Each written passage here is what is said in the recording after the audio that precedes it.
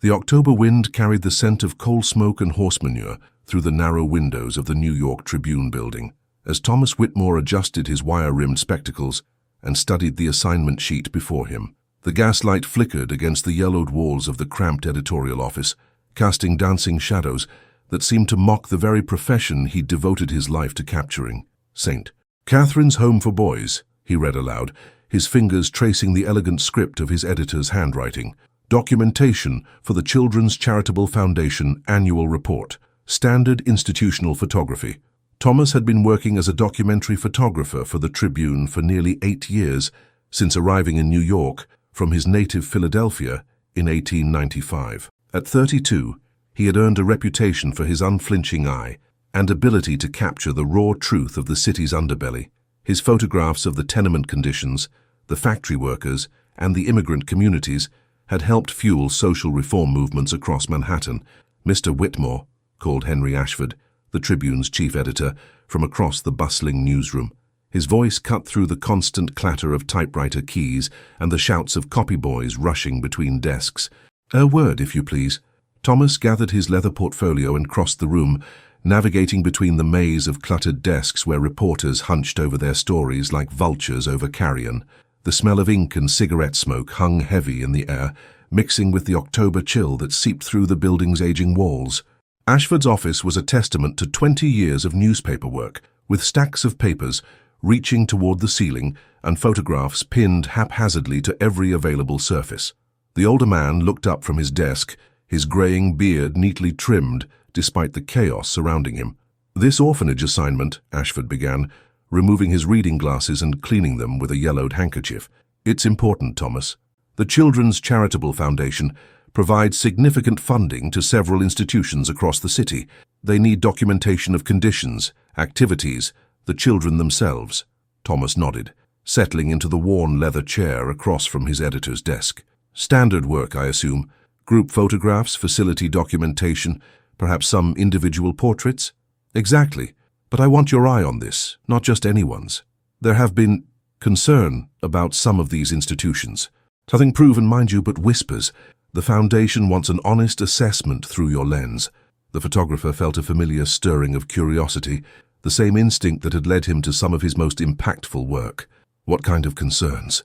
Ashford leaned back in his chair, which creaked protestingly under his weight. "Child welfare issues, high mortality rates in some facilities. St. Catherine's, in particular, has lost several children in the past year.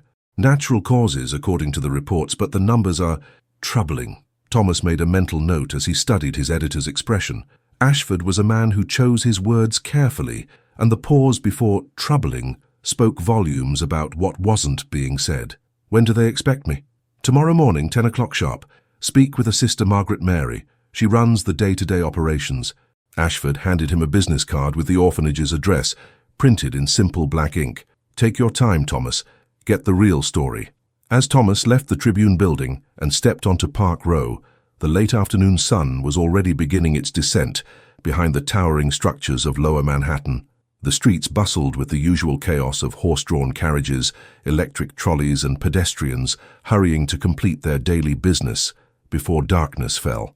He walked north toward his modest apartment on East 23rd Street, his camera equipment bag slung over his shoulder, and his mind already working through the technical requirements for tomorrow's shoot. Orphanage photography presented unique challenges, lighting being chief among them. Most institutional buildings of the era were designed more for economy than illumination. But as he navigated the crowded sidewalks, dodging vendors hawking evening newspapers, and children playing in the gutters, Thomas couldn't shake the weight of Ashford's words. High mortality rates, natural causes. The phrase troubling numbers echoed in his mind like a recurring photographic exposure. That evening, as he prepared his equipment by lamplight in his small apartment, Thomas found himself wondering what stories the children's faces would tell through his lens, and whether the shadows cast by St. Catherine's walls would reveal truths that the official reports had chosen to obscure. The morning fog clung to the cobblestones of Mulberry Street like a shroud as Thomas made his way through the Lower East Side towards St. Catherine's Home for Boys. The neighborhood bore the familiar scars of poverty that he had documented countless times before: laundry strung between fire escapes, children with hollow cheeks playing with makeshift toys, and the ever-present smell of overcrowded humanity mixed with the acrid smoke from nearby factories. St. Catherine's sat at the corner of Mulberry and Hester Streets, an imposing three-story brick building that seemed to loom over the surrounding tenements like a stern guardian. The architecture was utilitarian, built in the Gothic Revival style popular among institutional buildings of the 1890s. Narrow windows punctuated the dark red brick facade, and a modest iron cross adorned the entrance, the only indication of the building's religious affiliation. Thomas paused on the opposite sidewalk, studying the structure through his photographer's eye. The building cast long shadows even in the morning light, creating a patchwork of darkness and illumination across the street.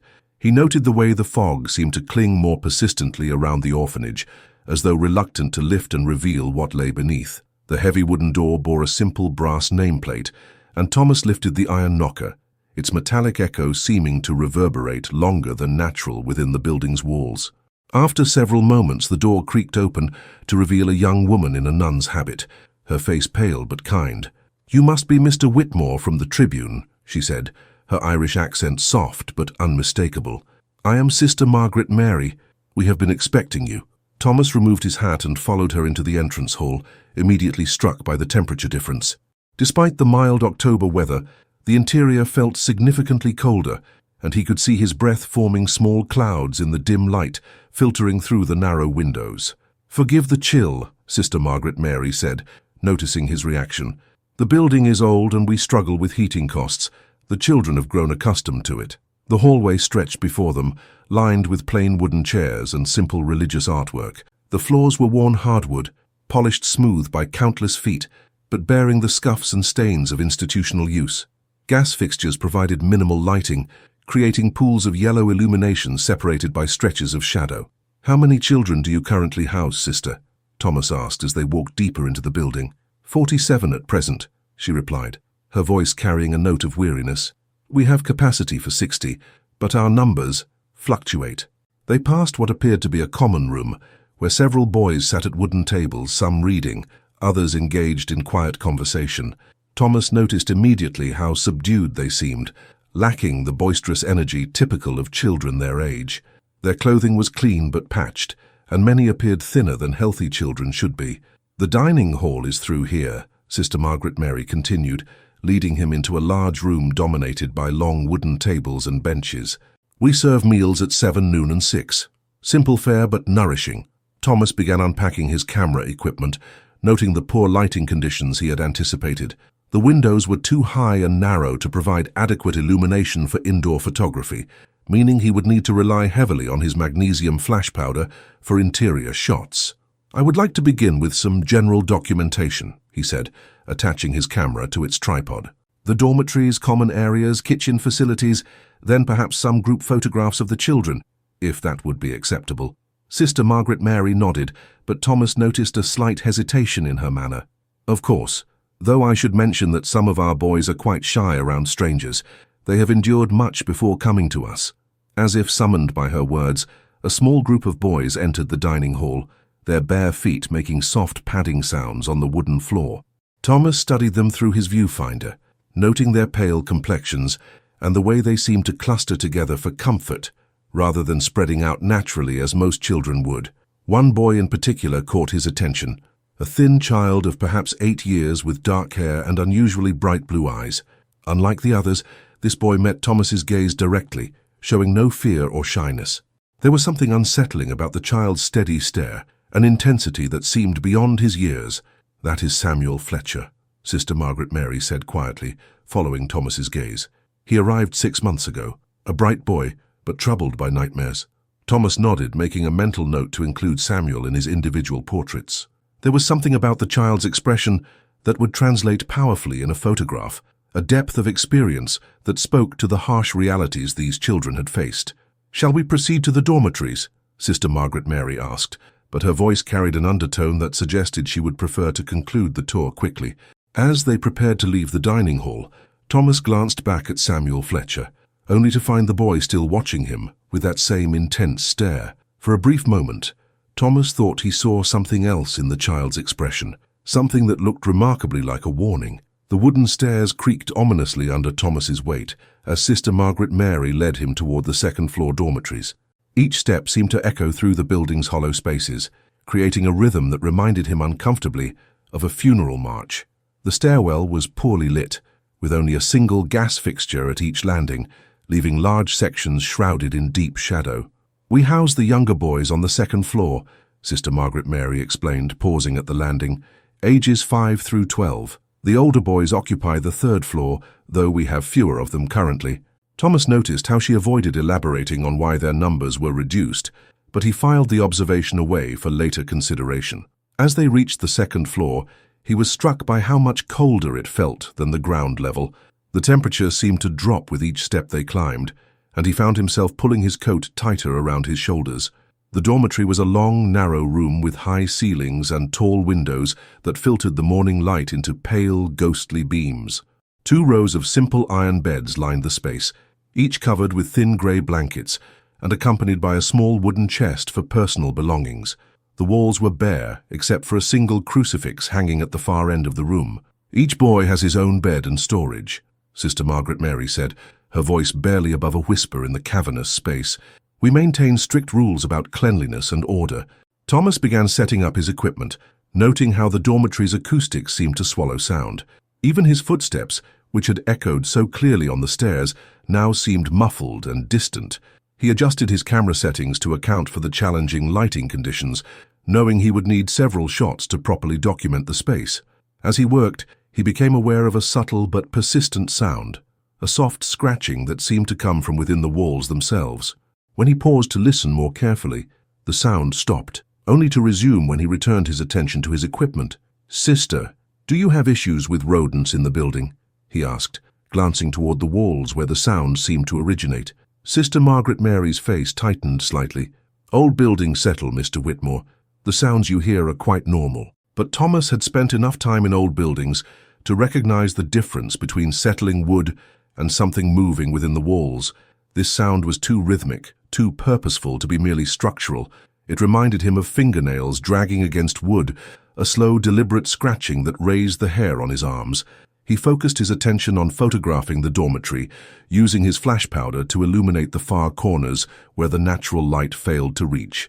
Each flash created stark contrasts between light and shadow, momentarily revealing details that remained hidden in the gloom. As he worked, he noticed something peculiar about the beds. While most showed signs of regular use, with rumpled blankets and personal items on the accompanying chests, several beds appeared untouched.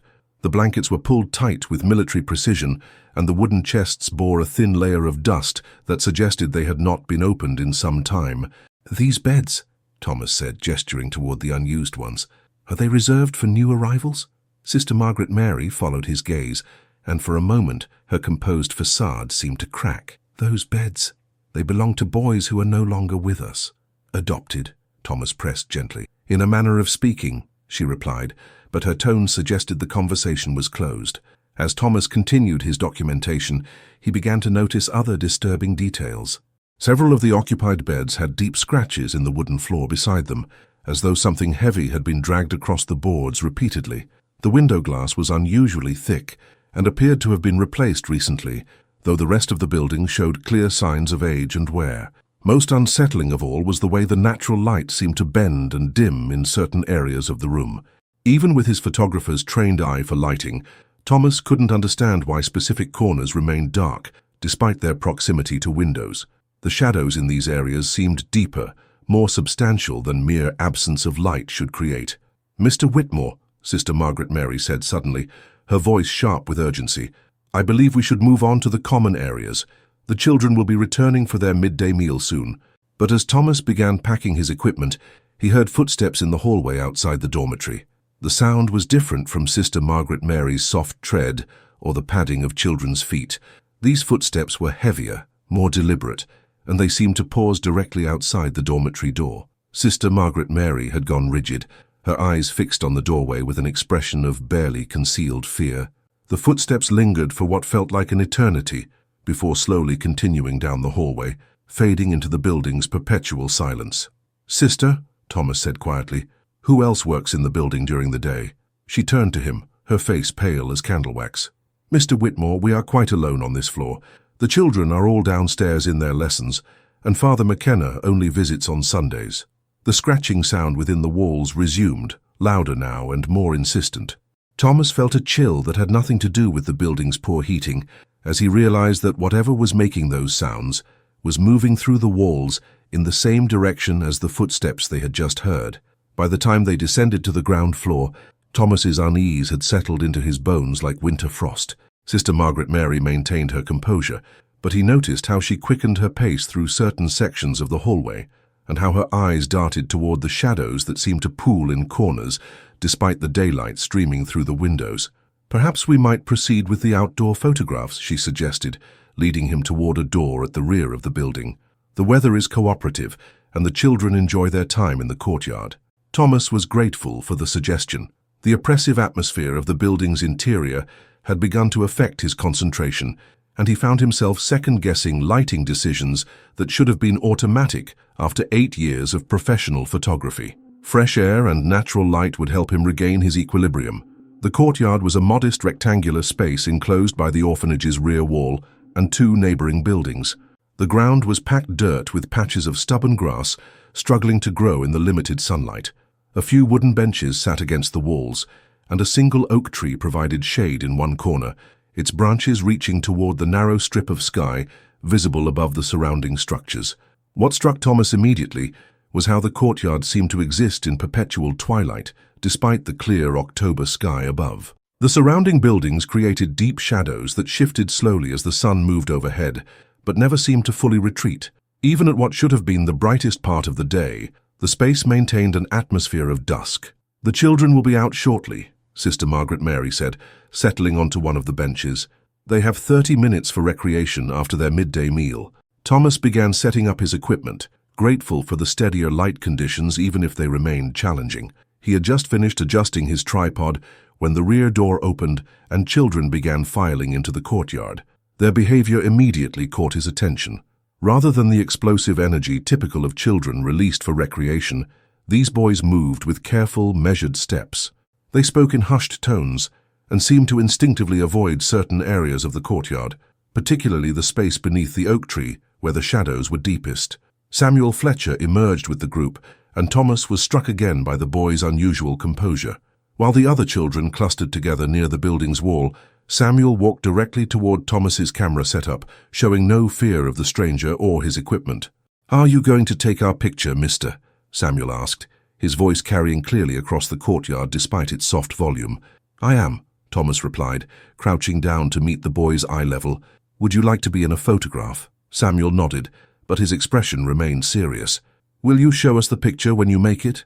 The question struck Thomas as oddly phrased, but he attributed it to the child's limited understanding of photographic processes. "I develop my photographs in my studio, Samuel. It takes time to make them visible. Sometimes pictures show things that weren't there when you took them," Samuel said matter-of-factly. "That's what Billy told me before he went away." Before Thomas could ask what the boy meant, Sister Margaret Mary approached, her expression sharp with concern. "Samuel, please join the other children. Mr. Whitmore has work to do." But Samuel remained where he stood, his blue eyes fixed on Thomas with that same intense stare. "Billy said the dark man doesn't like having his picture taken. He said that's why Billy had to go away." Sister Margaret Mary's face went white, and she moved quickly to place herself between Thomas and the boy. "Samuel Fletcher, that is quite enough. Such stories are not appropriate for young ears or for our guest." Thomas felt his journalist's instincts sharpening. "Sister, who is Billy? One of your former residents?" "Billy Morrison left us 2 months ago," she replied stiffly. "Children often create elaborate stories to cope with separation anxiety. Samuel has been particularly affected by the transitions." But Samuel shook his head slowly. "Billy didn't leave, sister. He's still here. He just can't talk to anyone anymore except me, and only when the dark man isn't watching." The temperature in the courtyard seemed to drop suddenly, and Thomas noticed that the other children had gone completely silent. They stood motionless against the wall, their eyes wide with what appeared to be genuine terror. Even the ambient sounds of the neighborhood, the distant clatter of horse-drawn carts and the calls of street vendors, seemed muffled and far away. Thomas looked up at the oak tree and felt his breath catch in his throat. The shadows beneath its branches appeared to be moving independently of the swaying leaves above, writhing and shifting, like something alive. For just a moment, he thought he could make out a shape within the darkness, tall and human-like, but wrong in some fundamental way. "I think," he said carefully, reaching for his camera, "that this would be an excellent opportunity for a group photograph, all of you boys together in front of the building." He worked quickly, positioning the children in 2 rows with the smaller boys seated in front and the taller ones standing behind. Samuel remained at the center of the front row, still watching Thomas with that unnerving intensity. As Thomas prepared his shot, he noticed that none of the children would look toward the oak tree, even when adjusting their positions required them to turn in that direction. The shadows continued their unnatural movement, and Thomas found himself checking over his shoulder repeatedly as he made his final adjustments to the camera.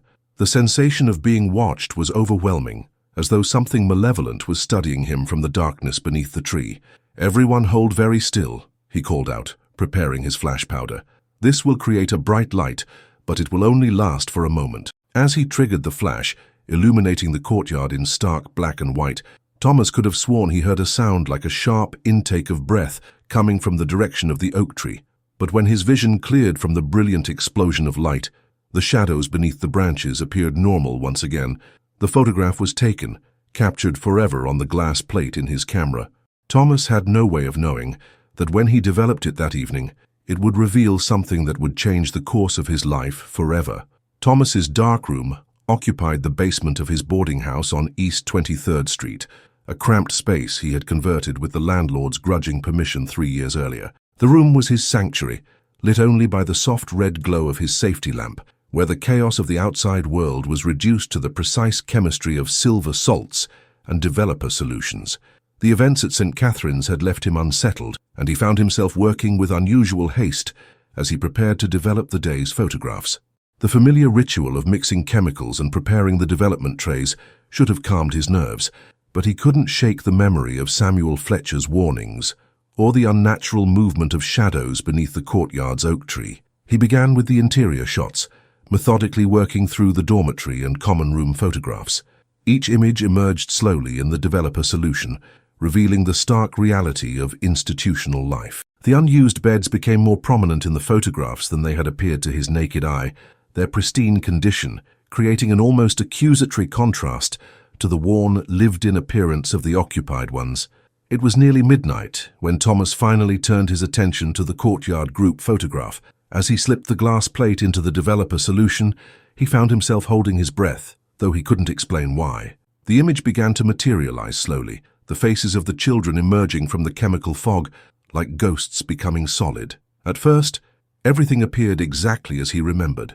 The 2 rows of boys, their serious expressions captured in sharp detail. Sister Margaret Mary standing to one side, her hands clasped in front of her habit, the brick wall of the orphanage providing a stark backdrop to the scene. But as the image continued to develop, Thomas noticed something that made his hands shake so violently he nearly dropped the plate. Behind Samuel Fletcher, in the space where Thomas clearly remembered nothing but empty air, a dark shape was becoming visible. It wasn't a shadow cast by any physical object. It was a figure, tall and unnaturally thin, standing directly behind the boy, as though posing for the photograph. The figure's details were obscured, as though it existed in a deeper darkness than the rest of the image, but its presence was undeniable. Thomas pulled the photograph from the developer and held it closer to the red light. The figure appeared to be wearing some kind of long coat or robe, and where its face should have been, there was only an oval of impenetrable blackness. Most disturbing of all, the figure appeared to have one hand placed on Samuel's shoulder in a gesture that was unmistakably possessive. "This is impossible," Thomas whispered to himself, his voice echoing in the small space. He examined the glass plate for any signs of damage or contamination that might have created the illusion. He checked his equipment, his chemicals, even the red light that illuminated the darkroom. Everything was exactly as it should be. He developed the plate again, using a fresh batch of chemicals. The result was identical. The dark figure stood behind Samuel Fletcher, as clearly as any of the living children in the photograph. Thomas's mind raced through possible explanations. Double exposure was the most likely culprit, but he had been meticulous in his handling of the plates. He had loaded fresh plates that morning and had used each one only once. Light leaks could sometimes create strange effects, but this was too precise, too deliberate to be accidental. As he studied the photograph more closely, he noticed other disturbing details he had missed in his initial shock. Several of the children appeared to be looking not at the camera, but at something behind Thomas, their eyes wide with unmistakable fear. Samuel, however, stared directly at the lens, and in the stark contrast of the photograph, Thomas could see that the boy's expression was not one of childhood innocence, but of desperate warning. Most chilling of all was the realization that the dark figure's hand on Samuel's shoulder created no shadow on the boy's clothing, as though it existed in a different realm of light entirely. The figure was there, undeniably present in the photograph, but it followed none of the physical laws that governed the rest of the image. Thomas set the photograph aside and reached for his bottle of whiskey, a luxury he rarely indulged in, but kept for moments when the day's work proved particularly challenging. As he poured himself a generous measure, his hands continued to tremble, and he found himself glancing repeatedly at the photograph, as though expecting the figure to move. He thought about Samuel's words. "Billy said the dark man doesn't like having his picture taken." The boy had spoken with the matter-of-fact certainty of someone reporting an observable truth, not the fantasy of a traumatized child's imagination. And now Thomas had photographic evidence that Samuel's dark man was real. As he sat in his darkroom, sipping whiskey and staring at the impossible image, Thomas began to understand that he had stumbled into something far beyond the scope of a routine documentation assignment. The photograph before him was proof of something that challenged everything he thought he knew about the nature of reality. But more importantly, it was evidence that the children of St. Catherine's home were in danger from something that existed beyond the physical world, something that cast no shadow but left its mark on silver and light. And if Samuel Fletcher's warnings were accurate, Thomas himself might have already drawn the attention of this malevolent presence simply by capturing its image. The red light of his darkroom suddenly seemed insufficient protection against the darkness that pressed in from all sides, and Thomas found himself wondering if some shadows were better left unexamined. Thomas barely slept that night, the impossible photograph haunting his thoughts like a fever dream. When dawn finally broke over the city's rooftops, painting the sky in shades of grey and gold, he made a decision that went against every rational instinct he possessed. He would return to St. Catherine's, not to complete his assignment, but to find Samuel Fletcher and demand answers. The morning fog was thicker than the previous day, rolling off the East River and settling into the narrow streets of the Lower East Side like a living thing. Thomas walked quickly through the maze of tenements and pushcarts, the photograph secured in his leather portfolio along with his camera equipment. Every shadow seemed to watch him as he passed, every darkened doorway a potential hiding place for something that should not exist. St. Catherine's loomed out of the fog like a ship emerging from grey seas, its brick facade darker and more forbidding than he remembered. Thomas approached the main entrance, but instead of using the front door, he circled around to the courtyard entrance he had used the day before. Something told him that this conversation with Samuel needed to happen, away from Sister Margaret Mary's watchful eyes. The courtyard was empty in the early morning light, the oak tree's branches dripping with condensation that made soft pattering sounds on the packed earth below. Thomas positioned himself near the rear door and waited, knowing that the children would eventually emerge for their morning recreation period. He didn't have to wait long. The door opened, and the familiar group of boys filed out, their movements still marked by that same unnatural caution he had observed the day before. Samuel Fletcher was among them, and when the boy spotted Thomas, he separated himself from the group without hesitation. "You came back," Samuel said simply, as though Thomas's return had been inevitable. "Did you see him in the picture?" Thomas felt his breath catch. The boy's directness was unsettling, but it confirmed what he had begun to suspect during his sleepless night. "Samuel, I need to show you something. Can we speak privately?" Samuel glanced toward the other children, who had clustered near the building's wall as they had the day before. "They won't come over here anyway. They're afraid of this part of the courtyard." "Why are they afraid?" "Because this is where he likes to stand and watch us, especially under the tree." Samuel's voice carried no fear, only a weary acceptance that chilled Thomas more than terror would have. "Billy used to stand here with me sometimes. He wasn't afraid either at first." Thomas knelt down and opened his portfolio, withdrawing the photograph he had developed the night before. "Samuel, I want you to look at this very carefully and tell me what you see." The boy took the photograph with hands that were remarkably steady for a child of 8. He studied it for a long moment, his blue eyes moving systematically across the image. When he looked up at Thomas, his expression was one of sad vindication. "You can see him too now," Samuel said quietly. "That's good. Maybe now someone will believe me." "Samuel, what is that thing? Who is he?" The boy handed the photograph back and sat down on the hard-packed earth, motioning for Thomas to join him. Billy told me some of it before he went away. The older boys who've been here longer, they know more, but they're too scared to talk about it. Thomas sat beside the child, noting how the temperature seemed to drop several degrees in their immediate vicinity. Tell me what Billy said. He said the dark man has always been here, even before the orphanage was built. Billy was good at finding things out, reading things he wasn't supposed to read. He said there used to be something else here, something bad that happened a long time ago. Samuel picked up a small stick and began drawing patterns in the dirt as he spoke, his movements unconscious and rhythmic. The dark man chooses children. He watches them for a while, follows them around the building, the scratching sounds in the walls. That's him moving through the spaces between. And then what happens to the children he chooses? Samuel's stick paused in its drawing.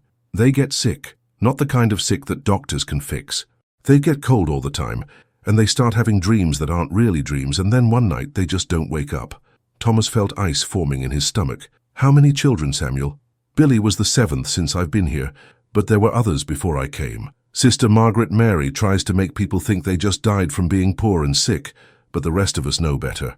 Why hasn't this been reported?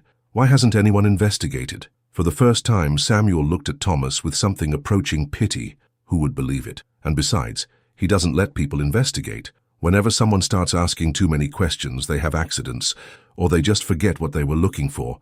Thomas thought about his editor's words, about the troubling numbers and the whispered concerns that had led to this assignment. How many others had tried to uncover the truth about St. Catherine's, and what had happened to them? Samuel, why are you telling me this? Aren't you afraid? The boy looked up at the oak tree, where the shadows seemed to shift and writhe despite the stillness of the air. Because I think I'm next. He's been watching me more and more lately, and because Billy told me that sometimes, if you can get someone to take his picture, it makes him angry enough to make mistakes. What kind of mistakes? He becomes more real, more here, and when he's more here, he can be hurt. Samuel's voice dropped to barely above a whisper. Billy said there's a way to stop him, but it has to be someone from outside, someone he doesn't have power over yet. Thomas felt the weight of responsibility settling on his shoulders like a lead blanket. An 8-year-old child was asking him to battle something that existed beyond the boundaries of rational understanding. But the photograph in his portfolio was proof that Samuel's story, however impossible it seemed, was true. What do you need me to do? Samuel smiled for the first time since Thomas had met him, but it was a smile filled with too much knowledge for such a young face. First, you need to find out what happened here before the orphanage was built. Billy hid what he found in a place where only someone like you could get to it, and then you need to take more pictures. As if summoned by their conversation, a shadow fell across them despite the overcast sky. Thomas looked up to see Sister Margaret Mary standing in the doorway, her face a mask of barely controlled anger. But her anger, Thomas realized, was tinged with something else. Fear so profound it seemed to radiate from her like heat from a furnace. "Mr. Whitmore," she called across the courtyard, her voice carrying clearly in the still air. "I believe you have overstayed your welcome." Thomas left St. Catherine's under Sister Margaret Mary's watchful gaze, but not before Samuel had managed to whisper a crucial piece of information. The records room in the basement of the Tribune. Billy said old newspapers tell the truth when people won't. The walk back to the Tribune building felt different now, as though the city itself had shifted around him. Thomas found himself checking reflections in shop windows and glancing over his shoulder at sounds that might have been footsteps. The photograph in his portfolio seemed to pulse with malevolent energy, and he clutched the leather case closer to his chest as he navigated the crowded streets. The Tribune building's basement archives were a labyrinth of filing cabinets and storage boxes that stretched back to the newspaper's founding in 1841. Thomas had spent countless hours here researching background for his photographic assignments, but he had never before approached the musty records with such urgency. The gas lamps cast flickering shadows between the towering shelves, and every creak of the old building made him pause and listen. He began his search with the year 1898, when St. Catherine's home had been established according to the information Sister Margaret Mary had provided. But Samuel's words echoed in his mind. The dark presence had been there before the orphanage, which meant he needed to look further back. The newspapers from the 1890s painted a picture of a rapidly changing Lower East Side, with immigrant populations surging and new construction rising to accommodate the growing city. Thomas methodically worked through the local news sections, looking for any mention of the corner where St. Catherine's now stood. It was in the October 15, 1892 edition that he found the first reference. A small article buried on page 4 described a tragic fire at the Bowman boarding house for working men. The building had stood at the corner of Mulberry and Hester Streets, and the fire had claimed the lives of 17 residents who had been trapped in their rooms when the exits became blocked by debris. Thomas continued reading, his journalist's instincts sharpening with each detail. The fire had started in the basement during the early morning hours, but investigators had been unable to determine the cause. Several witnesses reported hearing screaming from within the building that began before any flames were visible, and the screams had continued long after the fire department arrived and confirmed that all residents had been evacuated. But it was the final paragraph that made Thomas's blood run cold. Among the deceased was one Jeremiah Blackwood, age 34, who had been residing at the boarding house for approximately 2 years. Blackwood had been employed as a night watchman at various establishments throughout the district, though neighbors reported that he was rarely seen during daylight hours and kept entirely to himself. His room was found to contain extensive writings of a disturbing nature, which have been turned over to the police department for investigation. Thomas searched frantically through the subsequent week's editions, looking for follow-up articles about Jeremiah Blackwood or the investigation into his writings. He found brief mentions of the boarding house being demolished and the lot remaining vacant, but no further details about Blackwood himself. It wasn't until he expanded his search to include the police blotter sections that he found more substantial information. A series of small articles from 1890 and 1891 mentioned complaints about Blackwood from various employers. He had been dismissed from positions as a night watchman at a textile factory, a warehouse, and 2 different hotels. In each case, the reason given was disturbing the other employees or creating an atmosphere of unease. One article from March 1891 was particularly detailed. The manager of the Ashford Hotel had filed a complaint with police after several guests reported seeing a tall, gaunt figure standing motionless in the hotel corridors during the night hours. When confronted, Blackwood had claimed he was simply performing his duties, but guests continued to report feeling watched and followed, even when Blackwood was not visible. The final piece of the puzzle came in an article from just 2 weeks before the boarding house fire. A local physician, Dr. Edmund Morrison, had written a letter to the editor expressing concern about an unusual number of unexplained deaths among children in the Lower East Side. Dr. Morrison specifically mentioned that many of the deceased children had complained of nightmares and cold sensations in the weeks before their deaths, and that several had mentioned seeing a dark man in their dreams. Thomas sat back in his chair, the implications of what he had discovered settling over him like a shroud.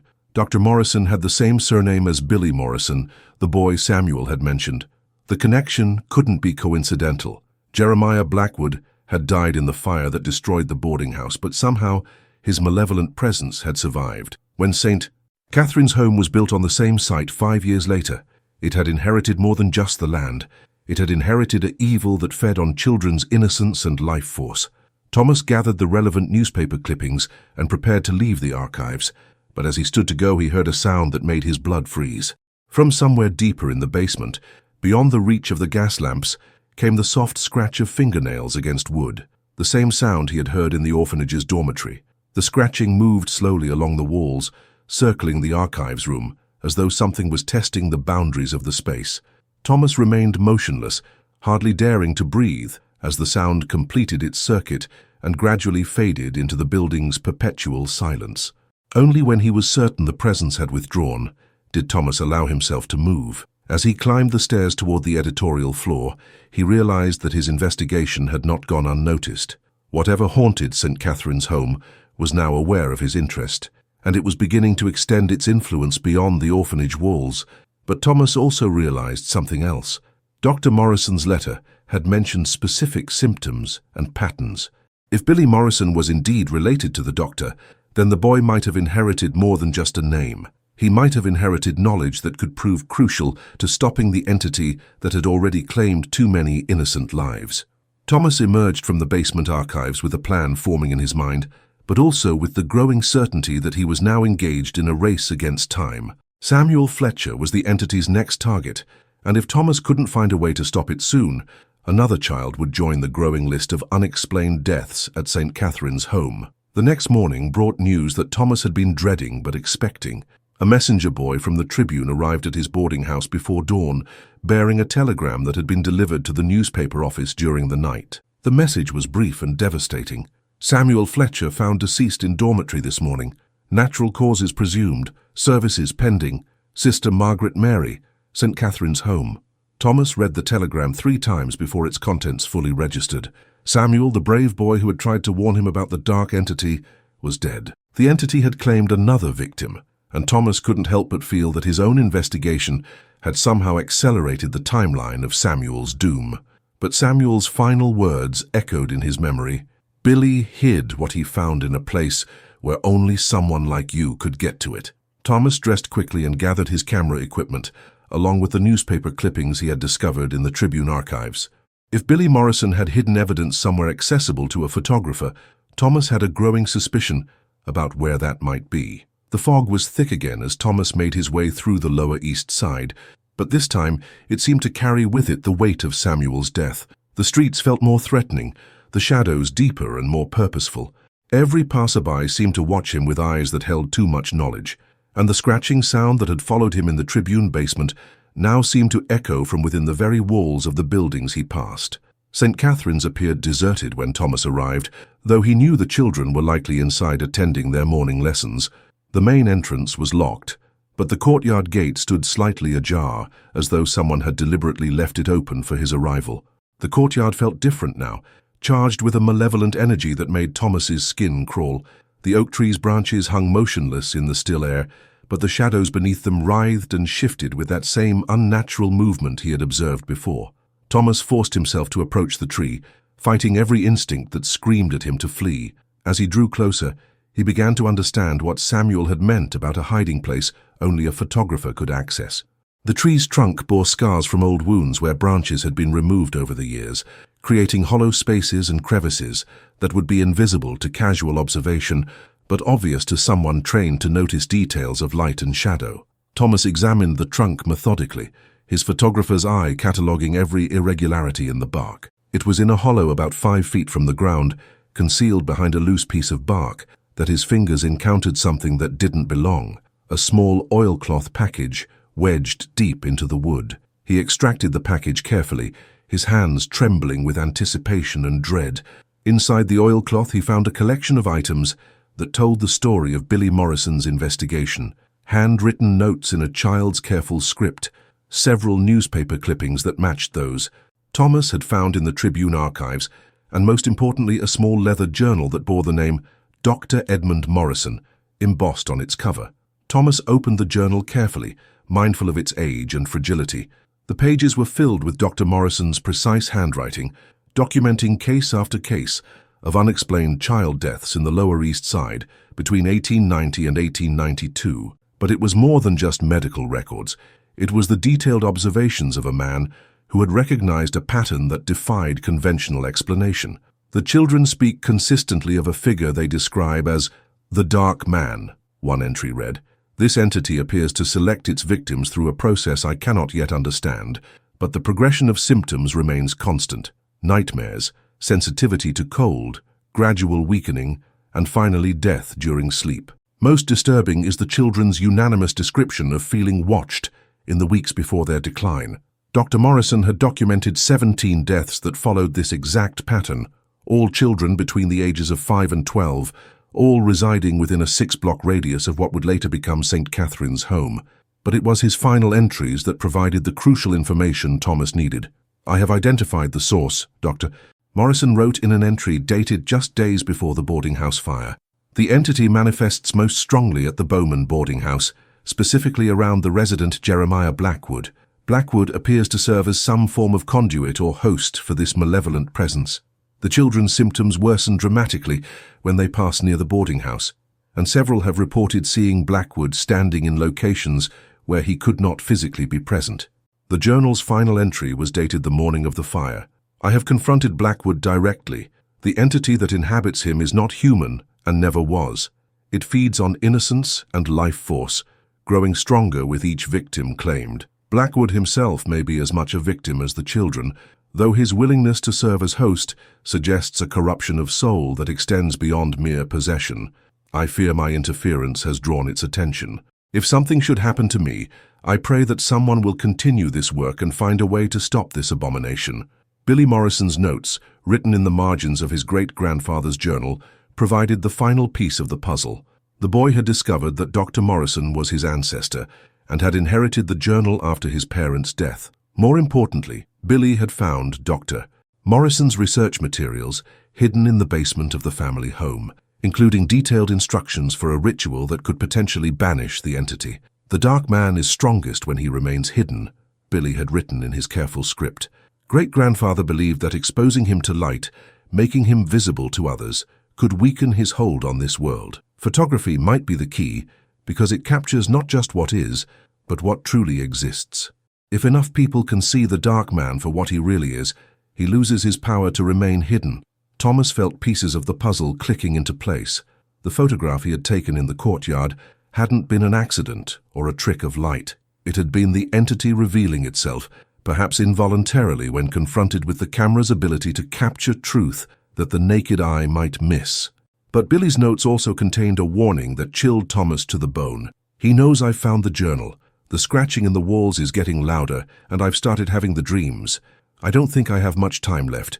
If someone finds this, they need to know that the ritual has to be performed in the place where he first gained power over this world, the basement of the old boarding house. The foundation is still there, under St. Catherine's basement. As Thomas finished reading, he became aware that the temperature in the courtyard had dropped significantly. His breath formed clouds in the suddenly frigid air, and frost was beginning to form on the grass around the oak tree, despite the mild October weather. The shadows beneath the tree were no longer merely shifting. They were coalescing into a recognizable form. Thomas watched in fascination and terror as the dark figure from his photograph began to manifest in the physical world, growing more solid with each passing moment. Jeremiah Blackwood, or the entity that wore his form, stood beneath the oak tree and fixed Thomas with eyes that burned like black fire. When it spoke, its voice seemed to come from everywhere and nowhere, a whisper that bypassed his ears and spoke directly to his soul. "You should not have taken my picture, photographer. You should not have seen what was meant to remain hidden." Thomas gripped Billy's journal tighter and forced himself to meet the entity's gaze. "I've seen what you are, Blackwood. I know what you've done to these children, and I'm going to stop you." The entity's laugh was like wind through a graveyard, cold and hollow and utterly without humanity. "You cannot stop what has already claimed you. The moment you captured my image, you became mine. Soon you will join the boy Samuel in the silence beyond waking." But Thomas was no longer the same man who had entered St. Catherine's 2 days earlier with nothing more than a routine assignment. He had seen too much, learned too much, and lost too much to surrender now. He raised his camera and pointed it directly at the manifesting entity. "Then let's see how you look in the light." The flash of Thomas's camera exploded across the courtyard like lightning, and for a moment, the entity that wore Jeremiah Blackwood's form recoiled as though struck by physical force. The brilliant light revealed details that defied comprehension. Flesh that seemed to absorb light rather than reflect it, eyes that burned with an inner darkness, and most disturbing of all, the translucent forms of children standing behind the entity like a ghostly congregation. Thomas could see Samuel among them, and Billy Morrison and others whose names he would never know. They watched him with expressions of desperate hope, as though his camera had given them the first chance in years to be truly seen. But the flash lasted only seconds, and when the light faded, the entity had regained its composure. If anything, it seemed amused by Thomas's defiance. "Light cannot banish what feeds on darkness," Blackwood's voice whispered across the courtyard, "but it can illuminate your path to joining us." Thomas felt the temperature plummet further, and ice began forming on his camera equipment despite the October sun overhead. He knew he needed to retreat, to find the basement foundation that Billy's notes had mentioned. The courtyard confrontation had been necessary to confirm the entity's nature, but the real battle would have to be fought where Blackwood had first gained his foothold in this world. "I'll be back," Thomas said, backing toward the courtyard gate while keeping his camera trained on the entity. "And next time I'll bring more than just light." Blackwood's laughter followed him as he fled, a sound like wind through empty graves that seemed to echo from the very walls of the surrounding buildings. But Thomas noticed something important. The entity made no move to follow him beyond the courtyard's boundaries. Its power seemed anchored to the site itself, strongest where it had first taken root decades earlier. Thomas spent the rest of the day in frantic preparation. He used his newspaper connections to obtain the architectural plans for St. Catherine's home, confirming that the building had indeed been constructed directly on the foundation of the old Bowman boarding house. The basement of the orphanage contained rooms that corresponded to the layout of the boarding house's lower level, including what had once been Blackwood's quarters. More importantly, Thomas gathered supplies based on Dr. Morrison's research notes. The ritual described in the journal required specific elements: photographs of the entity taken in direct sunlight, mirrors arranged to multiply and focus light, and most crucially, magnesium flash powder in quantities far exceeding what Thomas normally used for his photography. As night fell over the city, Thomas prepared for what he knew might be his final assignment. He loaded his camera with fresh plates and packed enough flash powder to illuminate the darkest corner of any basement. The mirrors he had purchased were carefully wrapped and secured in his equipment bag, along with Billy Morrison's journal and his own photographs of the entity. The streets of the Lower East Side felt different in the darkness, as though the entity's influence extended beyond St. Catherine's walls after sunset. Thomas moved quickly through the shadows, aware that he was being watched by eyes that saw far more than mere physical presence. The scratching sounds he had grown to associate with Blackwood's movement seemed to echo from within every building he passed. Catherine stood in complete darkness when Thomas arrived, its windows black and lifeless. The front door was locked, but Thomas had expected this. During his architectural research, he had discovered that the building's basement could be accessed through a separate entrance in the narrow alley that ran alongside the structure. The basement door was secured with only a simple lock that yielded quickly to Thomas's lockpicks, a skill he had acquired during his early years documenting the city's underbelly. As the door swung open, a wave of cold air rushed out, carrying with it the scent of old earth and something else, something that reminded Thomas uncomfortably of a morgue. Thomas lit his portable gas lamp and descended into the basement, his footsteps echoing in the narrow stairwell. The basement was divided into several rooms, most used for storage and mechanical equipment, but as he consulted his architectural plans, he identified the room that would have been Blackwood's quarters in the original boarding house. The door to this room was different from the others, made of older, heavier wood that predated the orphanage's construction. When Thomas pushed it open, his lamp revealed a space that seemed to exist outside of time itself. The walls were the original stone foundation of the boarding house, blackened by soot and age. The floor was hard-packed earth rather than the concrete used in the rest of the basement, but most significantly, the room was not empty. Along the walls, arranged in a careful pattern, were personal belongings that could only have come from the children who had died under mysterious circumstances. Toys, pieces of clothing, even locks of hair tied with ribbon, all displayed like trophies in a hunter's den. Thomas forced himself to enter the room, fighting the overwhelming urge to flee. As he set up his equipment, he became aware of sounds that seemed to come from within the very walls, whispers, crying, and underneath it all, the persistent scratching that had haunted his investigation from the beginning. He positioned his mirrors according to Dr. Morrison's instructions, creating a network of reflective surfaces that would amplify and focus the light from his flash powder. The mirrors seemed to multiply the lamplight infinitely, creating the illusion that the small room extended into endless dimensions. As Thomas made his final preparations, the whispers in the walls grew louder, resolving into voices he recognized. Samuel Fletcher's voice was among them, and Billy Morrison's, all warning him to flee before it was too late. But other voices urged him forward, the spirits of children who had been waiting decades for someone to free them from their torment.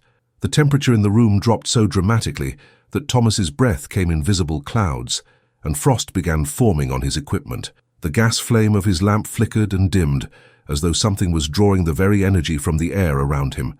And then, in the multiple reflections of his mirrors, Thomas saw movement. A dark shape was materializing in the center of the room, growing more solid with each passing second. The entity that wore Jeremiah Blackwood's form was manifesting in the place where it had first gained power over the physical world. "You have come to the heart of my domain." Blackwood's voice filled the room, seeming to come from everywhere at once. "Here, in this place where I first learned to feed on innocence, your light cannot reach me." Thomas raised his camera, his hands steady despite the supernatural cold that threatened to freeze his fingers. Dr. Morrison was wrong about one thing, Blackwood.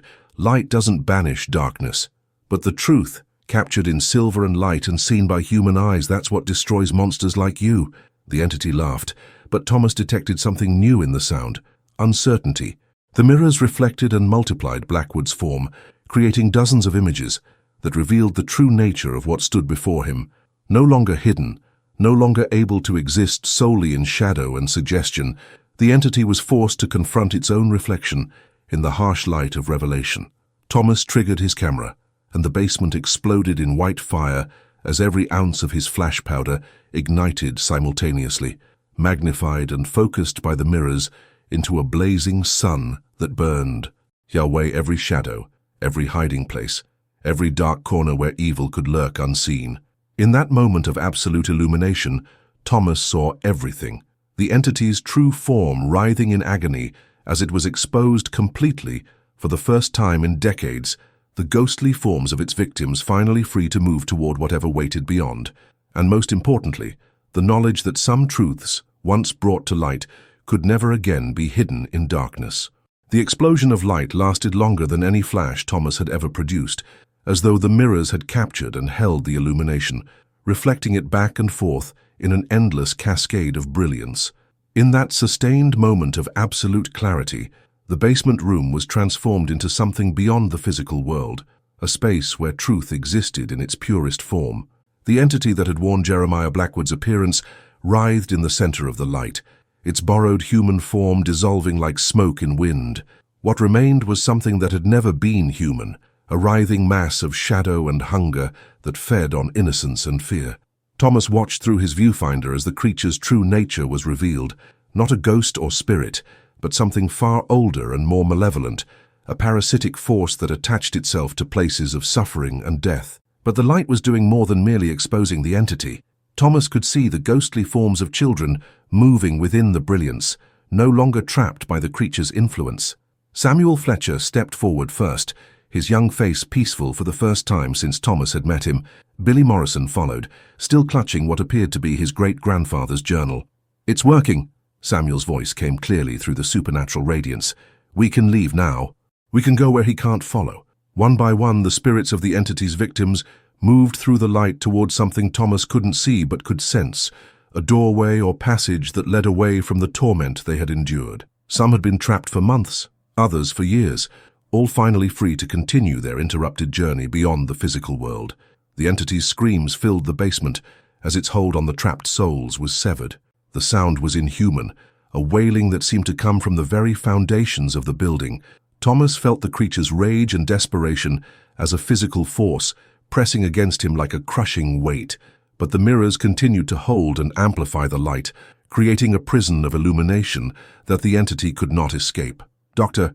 Morrison's research had been correct, exposing the creature to complete visibility, forcing it to exist entirely in the light rather than in shadow and suggestion, was indeed weakening its connection to the physical world. Thomas triggered his camera again, using the last of his flash powder in a final, desperate attempt to capture the entity's destruction. The additional burst of light seemed to push the creature over some invisible threshold. Its form began to collapse inward, folding into itself like a photograph being consumed by fire. "You cannot destroy me." The entity's voice was barely audible now, distorted and fading. "I am eternal. I will find other places, other children." "Maybe," Thomas replied, still holding his camera steady, "but not here, not these children.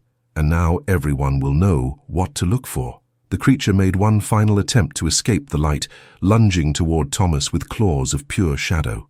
But the mirrors reflected its movement, multiplying its image dozens of times and trapping it in an infinite regression of its own reflection. Unable to exist simultaneously in so many revealed states, the entity's form shattered like glass. The brilliant light began to fade gradually, leaving behind only the gentle glow of Thomas's gas lamp. The basement room looked exactly as it had when he entered, except for one crucial difference. The collection of children's belongings that had lined the walls was gone, dissolved into dust that sparkled briefly in the lamplight before settling to the earth floor. Thomas remained motionless for several minutes, hardly daring to believe that the confrontation was over. The oppressive cold that had marked the entity's presence was gone, replaced by the normal cool dampness of an October basement. The scratching sounds in the walls had ceased, leaving only the distant sounds of the city above. Slowly, Carefully, Thomas began packing his equipment. The mirrors had served their purpose, though several had cracked from the intensity of the light they had focused. His camera had survived the ordeal, and he could only hope that the photographic plates had captured evidence of what had transpired in this underground chamber. As he prepared to leave, Thomas noticed something that hadn't been there when he entered: a small stack of papers on the floor where the entity had made its final stand. He examined them by lamplight and realized they were pages from Dr. Morrison's original research, far more extensive than what Billy had managed to preserve. These documents contained detailed observations about similar entities in other cities, along with instructions for recognizing and combating them. Thomas gathered the papers carefully, understanding that Dr. Morrison's work might be needed again someday. The entity he had just confronted was gone, but its final words suggested that other such creatures existed, feeding on innocence in other places where suffering and death had created opportunities for their parasitic attachment. As he climbed the basement stairs and emerged into the alley beside St. Catherine's, Thomas was struck by how different the night felt. The oppressive atmosphere that had hung over the Lower East Side for days was gone, replaced by the normal sounds and scents of a city at rest. Even the fog seemed lighter, more natural. The walk back to his boarding house gave Thomas time to process what he had experienced and witnessed. He had entered this assignment as a photographer, documenting institutional conditions for a charitable foundation. He was leaving it as someone who had seen beyond the boundaries of the physical world and confronted a force of pure malevolence. But more importantly, he had succeeded in freeing the trapped souls of innocent children and destroying the entity that had claimed their lives. Samuel Fletcher, Billy Morrison, and all the others were finally at peace, no longer prisoners of a creature that fed on their innocence and life force. In his boarding house room, Thomas carefully developed the photographic plates from the basement confrontation. The images that emerged showed the progression of the entity's destruction, from its initial manifestation through its final dissolution in the mirror-amplified light. But they also showed something else: the moment when the children's spirits were freed, captured as translucent figures moving toward a light that seemed to come from beyond the frame of the photograph. These images would serve as proof of what had transpired in the basement of St. Catherine's home, though Thomas suspected that few people would be prepared to accept their implications. But Dr. Morrison's research papers provided the context needed to understand the photographs, and together they formed a record that might prove invaluable if similar situations arose in the future. As dawn broke over New York City, Thomas looked out his window toward the Lower East Side and the building that housed St. Catherine's Home for Boys. The orphanage would continue to serve the children who needed it, but it would do so free from the malevolent presence that had haunted it since its construction. The assignment was complete, though not in any way Thomas could have anticipated when he first received it from his editor. He had documented more than institutional conditions. He had captured evidence of good triumphing over evil in a confrontation that proved some battles must be fought with light rather than weapons, with truth rather than force. 3 weeks after the confrontation in the basement of St. Catherine's home, Thomas sat in Henry Ashford's office, a manila envelope containing his most extraordinary photographs spread across the editor's cluttered desk. The images told a story that defied rational explanation, yet the evidence was undeniable. Supernatural forces had been at work in the Lower East Side orphanage, and they had been documented with scientific precision. Ashford studied each photograph with the critical eye of a veteran newspaperman, his expression cycling through skepticism, amazement, and finally, reluctant acceptance. The progression was clear in the images.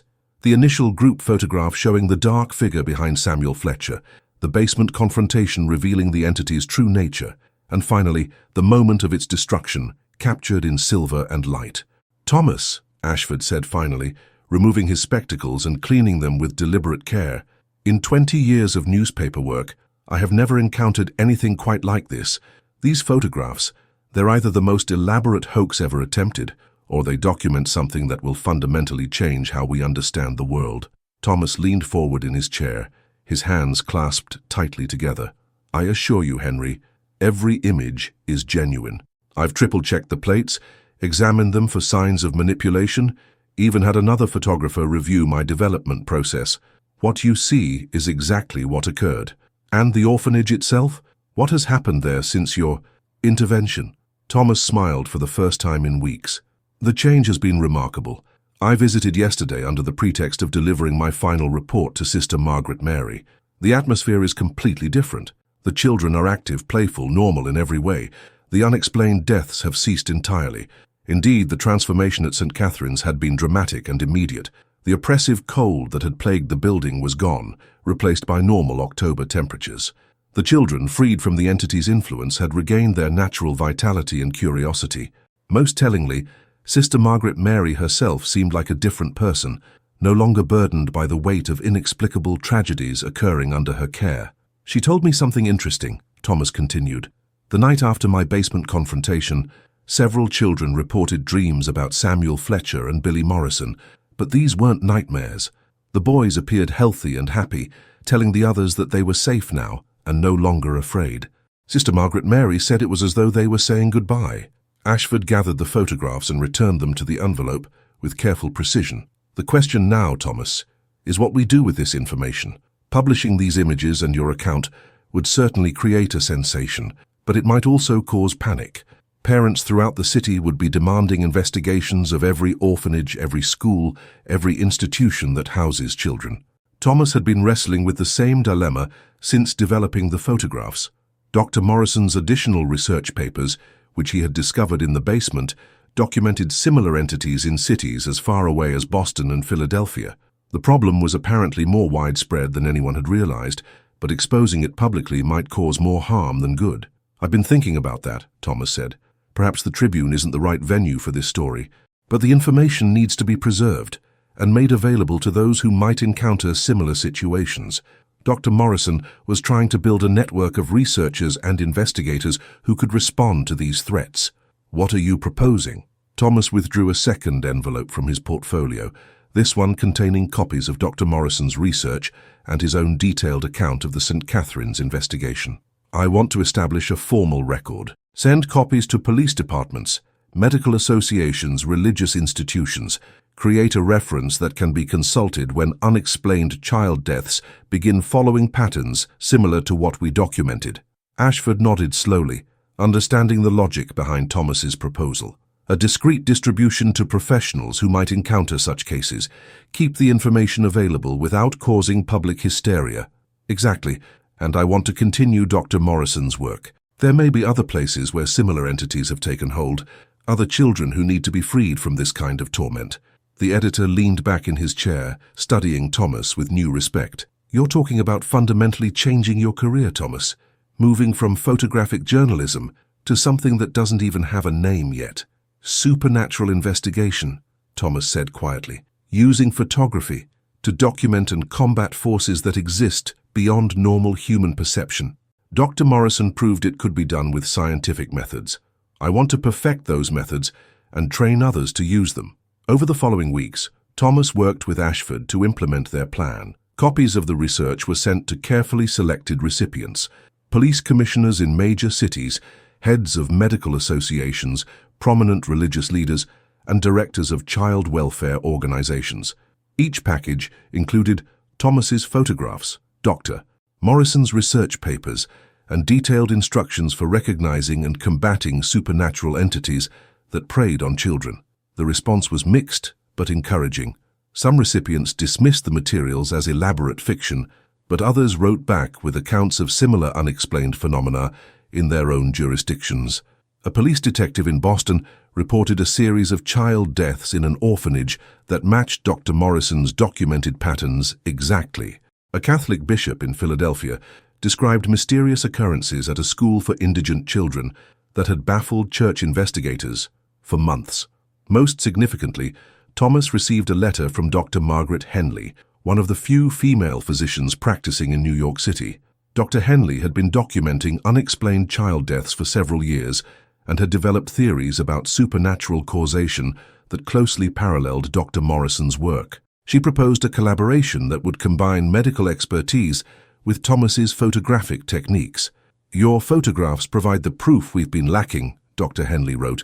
Medical evidence alone cannot convince skeptics that supernatural forces are involved in these deaths, but images that capture these entities in the act of manifesting create undeniable documentation that such forces exist.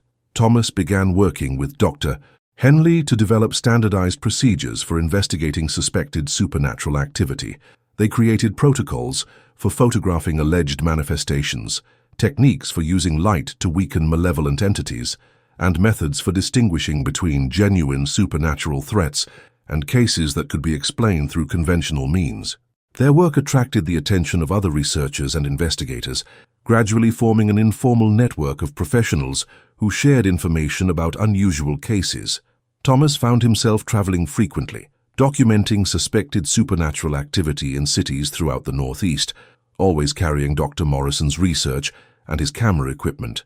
But it was the memory of Samuel Fletcher and Billy Morrison that drove Thomas's continued work. The courage those young boys had shown in the face of incomprehensible evil served as a constant reminder that some battles were worth fighting, regardless of the personal cost. Every child freed from supernatural torment, every malevolent entity banished from the physical world, was a victory that honored their sacrifice. As 1903 drew to a close, Thomas realized that his life had been permanently altered by his assignment to St. Catherine's home. He was no longer simply a photographer documenting the world as it appeared to be. He had become something new, a guardian of children who faced threats that existed beyond the boundaries of normal human experience, armed with a camera that could capture truth in its purest form and expose evil to the one force it could not withstand, the light of absolute revelation. 1 year later, Thomas stood once again in the courtyard of St. Catherine's Home for Boys, but this time he was not alone. Dr. Margaret Henley stood beside him, along with Father O'Brien from the Archdiocese of New York and Detective Samuel Morrison, Billy's older brother, who had joined their investigation network after learning of his family's connection to the supernatural research. The oak tree that had once harbored shadows of malevolent intent now provided simple, natural shade for children at play. The boys ran and laughed with the unburdened joy that childhood should always possess, their voices carrying clearly in the crisp October air. The transformation was so complete that it was difficult to believe this was the same place where Thomas had confronted an entity of pure evil just 12 months earlier. Remarkable, Dr. Henley observed, making notes in the leather journal she carried. Not a single unexplained death in the past year. The children show no signs of the psychological trauma that typically accompanies supernatural harassment. It's as though the entity's influence has been completely erased. Sister Margaret Mary approached from the building, her step lighter than Thomas remembered from their first meeting. The perpetual worry that had marked her features had been replaced by the serene confidence of someone who no longer carried an inexplicable burden. "Mr. Whitmore," she greeted him warmly. "And Dr. Henley, Father O'Brien, Detective Morrison. Welcome back to St. Catherine's. The children have been asking if you would take another photograph today." Thomas smiled, hefting his familiar camera equipment. "It would be my pleasure, sister, though I suspect this photograph will be quite different from the last one I took here." Indeed, as Thomas set up his camera to capture the children at play, he was struck by how normal everything appeared through his viewfinder. The shadows fell in predictable patterns dictated by the sun's position and the architecture of surrounding buildings. There were no dark figures lurking at the edges of perception, no unnatural cold spots or scratching sounds within the walls. But Thomas had learned to look beyond the obvious, and what he saw in the courtyard filled him with profound satisfaction. The children moved freely throughout the space, no longer avoiding certain areas or clustering together for protection. They played games that required running and shouting, expressing the natural exuberance that had been suppressed during the entity's reign of terror. Most significantly, new children had joined the orphanage's population, boys whose families had been lost to the various tragedies that befell the city's poor. These newcomers showed none of the haunted expressions or fearful behavior that had characterized the children during Thomas's first visit. St. Catherine's had truly become the sanctuary it was intended to be. "The work we've done here has implications far beyond this single institution," Father O'Brien remarked as Thomas adjusted his camera settings. "The protocols you've developed, the documentation you've created, it's already proving valuable in other cases." Thomas nodded, thinking of the investigations they had completed over the past year. 3 other institutions in New York City had been cleared of similar supernatural influences, and their network of researchers had expanded to include investigators in 8 major cities along the eastern seaboard. Each successful intervention added to their understanding of how these entities operated and how they could be combated. Dr. Henley had proven particularly skilled at identifying the medical patterns that indicated supernatural influence, while Detective Morrison brought investigative techniques that helped uncover the historical connections that often explained how entities gained their foothold in specific locations. Father O'Brien provided spiritual guidance and institutional support that proved crucial when dealing with religious organizations that housed children. The Morrison Institute for Supernatural Research, Detective Morrison said, referring to the formal organization they had established in memory of his brother Billy and their great-grandfather Dr. Edmund Morrison. Billy would be proud to know that his courage in gathering evidence led to something that could protect other children. Thomas triggered his camera, capturing a moment of pure childhood joy as the boys of St. Catherine's played in their liberated courtyard. The flash illuminated their faces in sharp detail, revealing nothing but the innocent happiness that every child deserved to experience. As they prepared to leave the orphanage, Thomas reflected on how dramatically his life had changed since that first assignment from Henry Ashford. He was no longer simply a documentary photographer for the New York Tribune, though he still contributed articles and images to the newspaper. He had become something unprecedented, a guardian who used the power of photography to protect the innocent from forces that existed beyond normal human perception. The work was dangerous and often heartbreaking. Not every investigation ended as successfully as the one at St. Catherine's. They had encountered entities that proved too powerful to banish completely, requiring instead careful containment and ongoing monitoring. They had arrived at institutions where their intervention came too late to save all the children who had fallen victim to supernatural predation, but they had also achieved victories that would have seemed impossible a year earlier. Children who had been trapped between life and death were freed to continue their interrupted journeys. Malevolent entities that had fed on innocence for decades were exposed to light that destroyed their ability to remain hidden. Institutions that had been haunted by inexplicable tragedies were cleansed and returned to their proper purpose of caring for those who needed protection. As they walked through the streets of the Lower East Side, Thomas was struck by how different the neighborhood felt from that foggy morning when he had first approached St. Catherine's with nothing more than a routine assignment. The oppressive atmosphere that had once hung over these streets was gone, replaced by the normal sounds and scents of a thriving urban community. "Where to next?" Dr. Henley asked, consulting the correspondence they had received from investigators in other cities. "Baltimore," Thomas replied, thinking of the letter from a children's hospital where unexplained deaths had begun following a disturbing pattern. "A doctor there has documented cases that match our criteria exactly. And after Baltimore, there's a school in Richmond that's reported similar phenomena." Detective Morrison smiled grimly. "It seems Dr. Morrison was right about the scope of this problem. These entities are more common than anyone suspected. But now we know how to find them," Father O'Brien added, "and more importantly, we know how to stop them." Thomas adjusted his camera bag on his shoulder, feeling the familiar weight of equipment that had become both tool and weapon in his fight against supernatural evil. The photographs he had taken at St. Catherine's would be developed that evening, but he already knew what they would show: children playing in natural sunlight, free from shadows that should not exist. As they boarded the trolley that would take them back to Manhattan, Thomas looked once more at the building that housed St. Catherine's Home for Boys. The structure appeared exactly as it should: a solid, unremarkable institutional building, serving its intended purpose of caring for orphaned children. There were no dark figures lurking in its windows, no unnatural shadows pooling around its foundation, but Thomas knew that appearances could be deceiving, and that evil often hid in places where innocence was most vulnerable. That was why his work would continue, why the Morrison Institute for Supernatural Research would keep growing, and why he would always carry his camera ready to capture truth in silver and light. The assignment that had begun with a simple request to photograph orphanage conditions had evolved into a calling that would define the rest of Thomas's life. He had learned that some battles could only be fought with light, some truths could only be revealed through the lens of a camera, and some evils could only be defeated by those brave enough to expose them to the full power of revelation. In his portfolio, alongside his camera equipment, Thomas carried copies of every photograph he had taken during supernatural investigations.